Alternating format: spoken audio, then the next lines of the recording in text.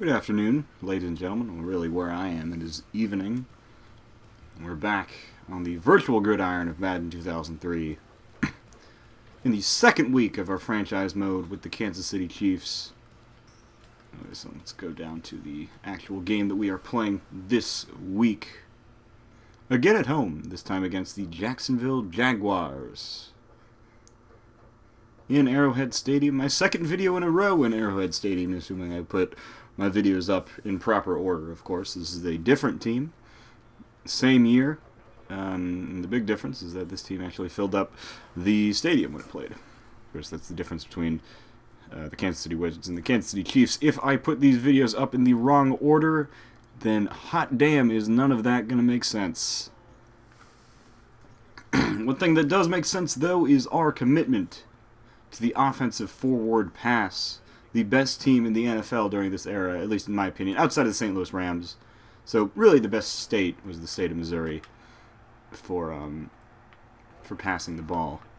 Because that was pretty much our entire, well, no, it wasn't even close to our entire offense, because we had Priest Holmes out of the backfield in Kansas City.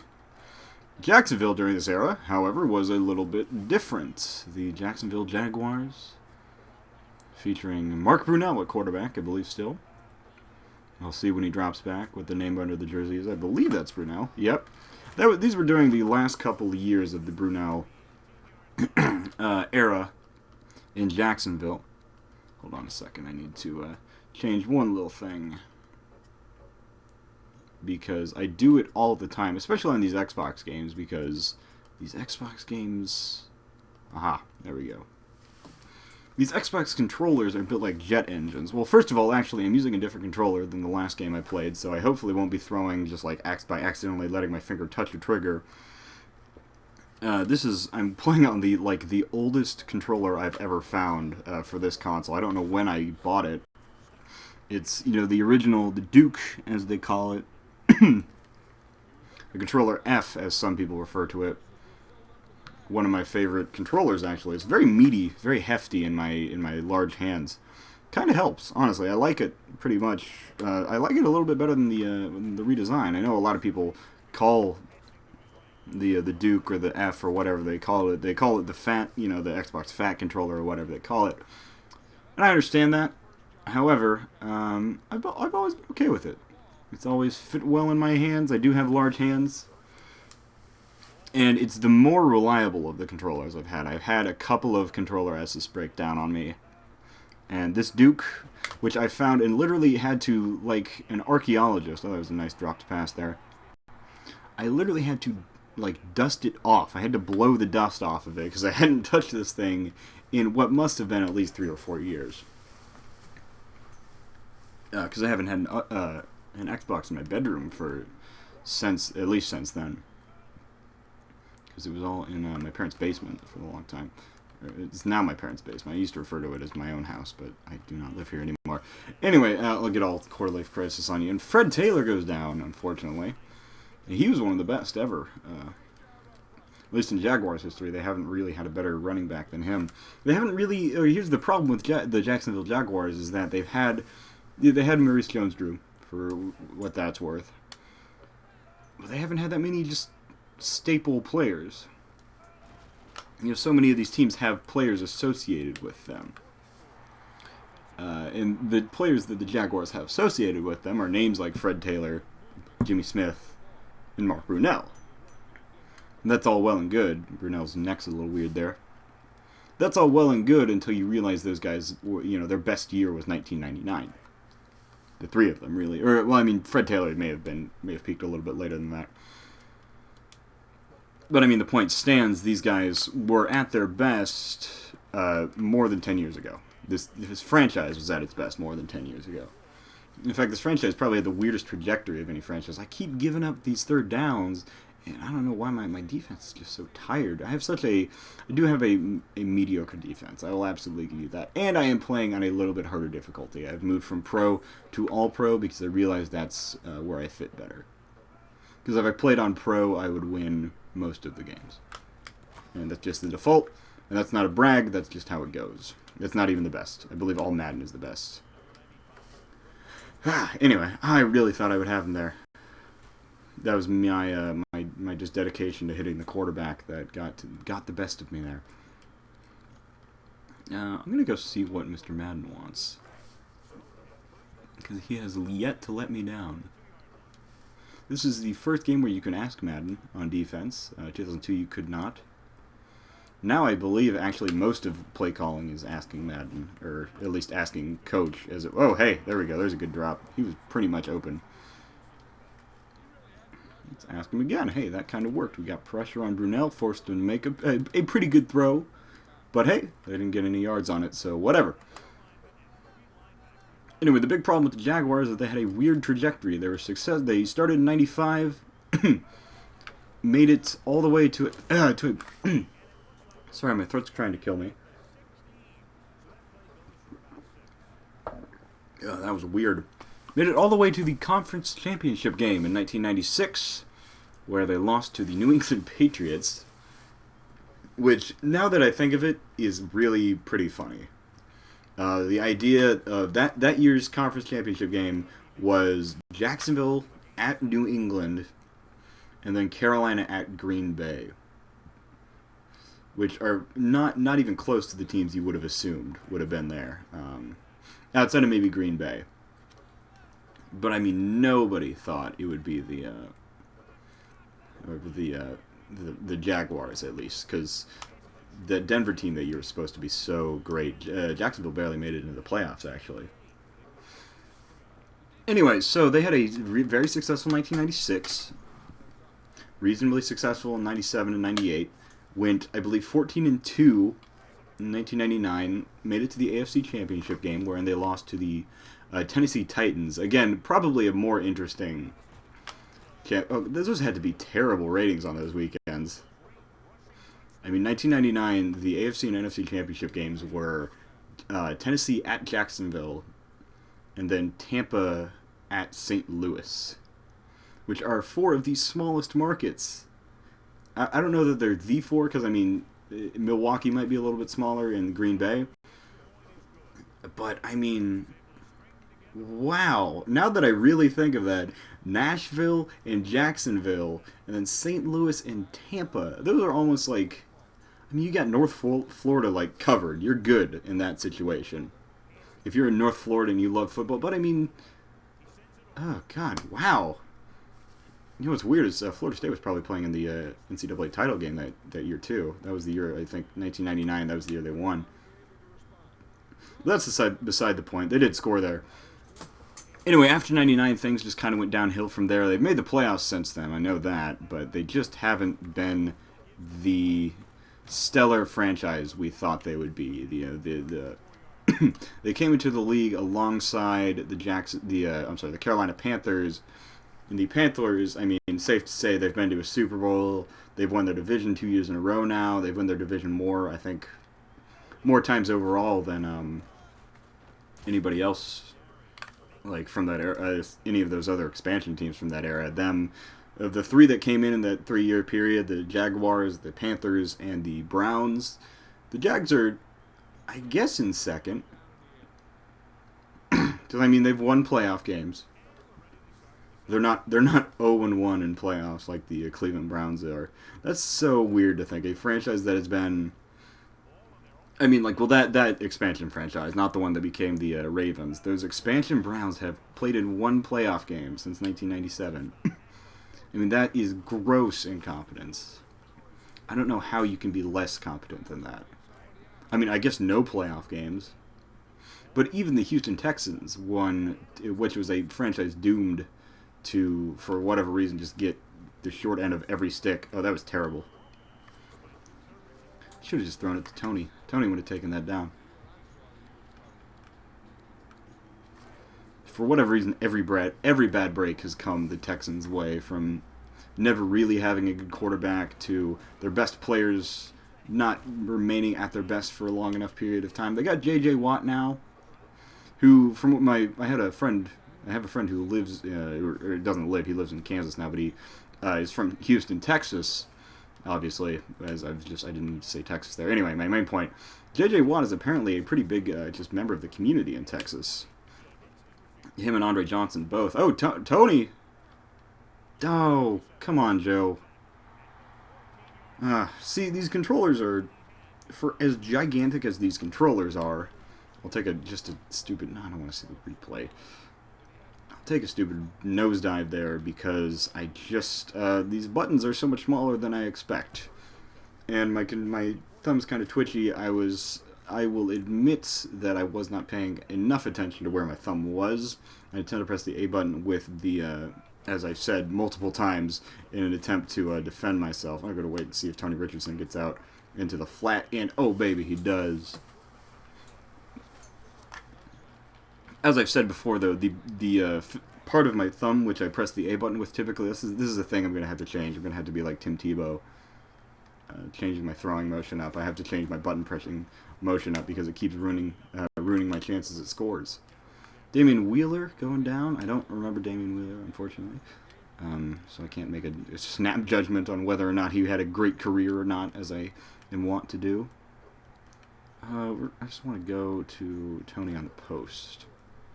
Do I have Tony on the... Oh, yes, baby, I have Tony on the post. On the play action. Oh, I thought we earned that first down. Doesn't matter. Touchdown. Kansas City. Tony Gonzalez celebrating. Interacting with Chiefs Kingdom. That is, I heard an advertisement on the radio today. It was like, come hang out with the Kingdom. And it was like, okay, fine, whatever. Morton Anderson, remaining my kicker, the one static thing from the 2002 and 2003 franchises. He found a team at this point. He wasn't a free agent, as in that one, as in 2002, and he's doing kickoffs. So good for you, old Morton Anderson, the hero of the 1998 NFC Championship game. So I have a lot of things I can talk about. Sports are kind of just coming, you know, it's the end of one sports season. Oh, Jason Dunn. Oh, no. He was one of my favorite, one of my favorite instances in Chiefs history was when some team was like, we're going to double up Tony Gonzalez. We're going to pay so much attention to Tony Gonzalez here on the goal line. Don't throw the ball to Tony G. And then they were like, okay, if you're going to put like a couple of guys on Tony, we'll just throw to Jason Dunn over here and he'll get the job completely done. Okay, fine, whatever, touchdown. Anyway.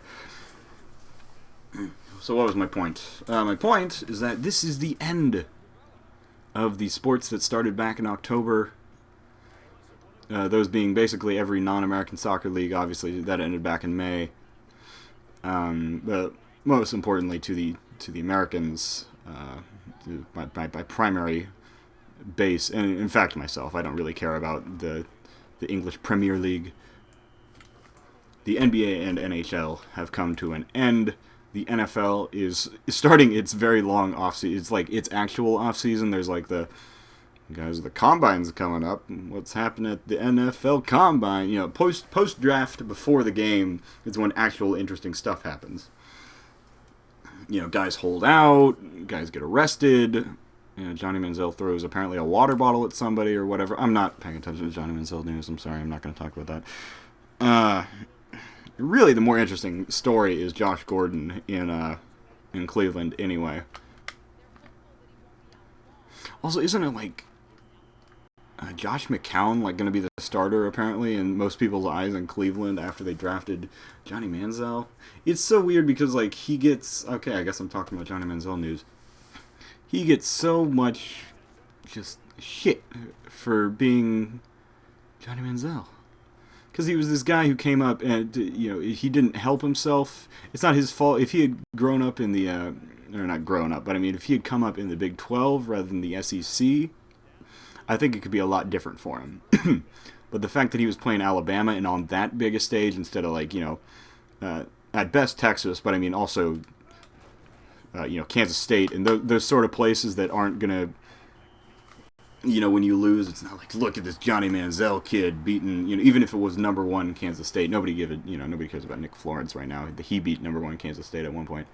Or whoever, you know, Oklahoma even.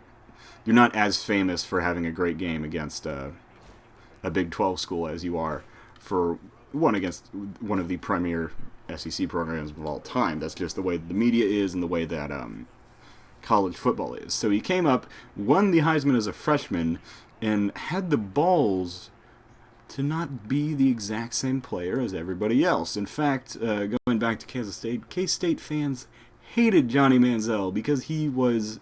They had a guy in the running. They had Colin Klein in there, and somebody else was... I think it was it Manti Te'o, I think? It was Klein, Te'o, and... or Te'o, whatever. I can't remember how to pronounce his name. If anybody does know, just tell me in the comments, or, if you're him, hi. It's very nice to meet you. You're a good player. I watched you play in person once, and you were really good. Anyway, what was I saying? Johnny Manziel.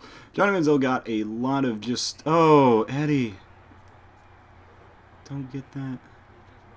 Oh, son. Okay, well, it's 4th and 9, so I can't go with the fake punt. No matter how much I would love to go with the fake punt. And on the next 4 and 2, I'll see what the Madden 2002 overpowered fake punt game is. Maybe I'll pick up that Campbell guy. He'll still be in the league. He'll probably still be playing for the Giants. Or the Life. Boom! Nice! That's how you do it. If you can't get the muff on the punt, you just go for the big hit. But Manziel's career has been limited by not being the best quarterback drafted, and I think ultimately the Browns would be in a better position if they drafted Teddy Bridgewater. And I don't know why they did. Why he was the last pick in the first round when he was clearly the best player is the hardest thing to understand for me, because Blake Bortles has so far been terrible in Jacksonville. He's just a rookie. That's fine, and he's got a lot less around him than Teddy does, even though that's kind of hard to believe knowing what the Vikings were last year. My main point is he was there and they took Johnny.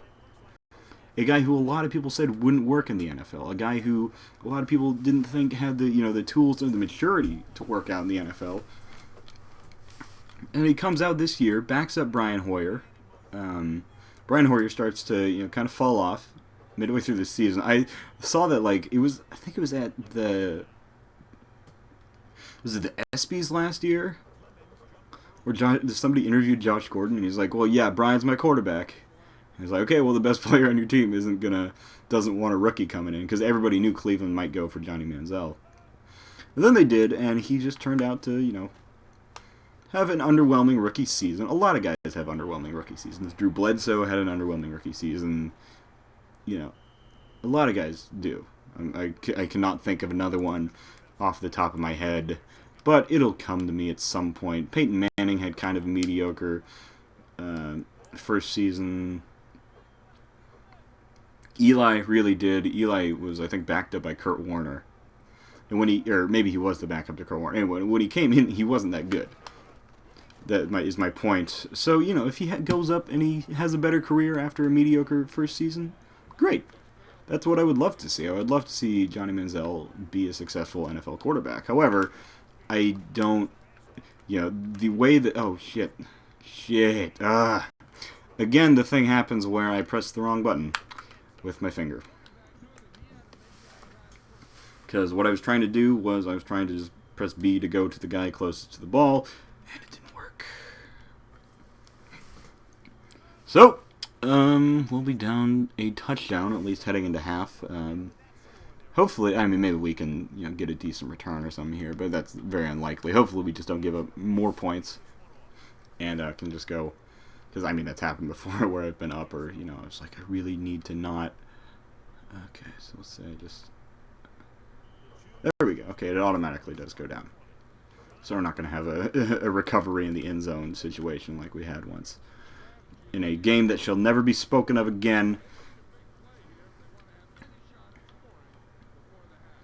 So, yeah, that's kind of I don't know why I've gotten on the Cleveland Browns tangent here.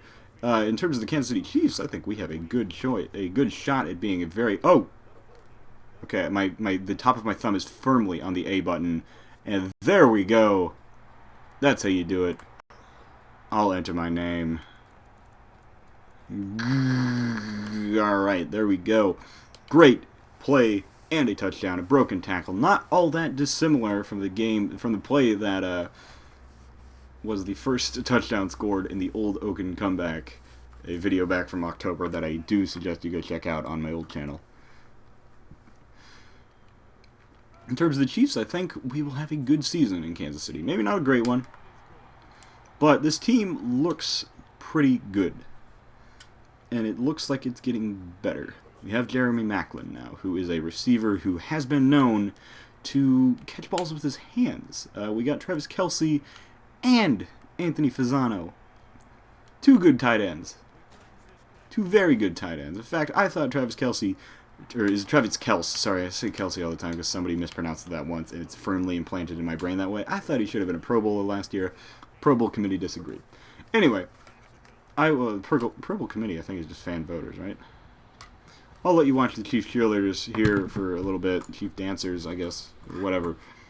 And I will be right back with you tomorrow for the second half as we attempt to build on the touchdown that we scored in the second quarter to, get the win over the Jacksonville Jaguars.